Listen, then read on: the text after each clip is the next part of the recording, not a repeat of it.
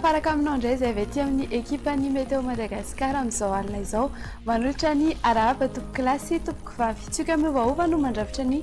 toetry ny androntsika araka izany dia saika hisitraka oram-baratra manerana ny nosy ho an'ny rapitso makasika ny eny an-dranomasina kosa indray dia tokony hitandrina ny mpampiasa ranomasina amin'ny tapany atsimo sy ny tapany atsimo atsinana ny nosy iny fa dia hisy ny alin-drano vaventy izany amin'iny faritra iny ity izao kosa ary ny mety toetry ny andro no vinavinaina ho an'ny rapitso raha ny maraina dia azo sisa oram-baratra ny morotsiraky Sofia sy hoeny iny raha toa ka ho malomaloka ny andro ny aty Betsiboka ny eto Analamanga Torak'Zarankeo ny any Itasy Vakinankaratra Amorony Manisy Automatsiatra iny ary ny aty amin'ny faritra Vatovavitovinany fa ifandimby eo ny rahona sy ny masoandro ho an'ny faritra sisy raha ho an'ny tapany ariva kosa indray dia araka ny hitantsika amin'ny sary izao dia saika azo oram-baratra manerana nosy afa-tsy ny aty amin'ny morotsiraky Dianasy Sava sy ny any amin'iny tendrony atsimo iny no omaina ny andro ny maripana ny tombatombanana ho an'ny rapitso any ambandritra dia amin'ny 4 ka hatramin'ny 5 degré Celsius eo ny faritry ny afovoantany ary mihoatra ny 2 degré Celsius kosa ny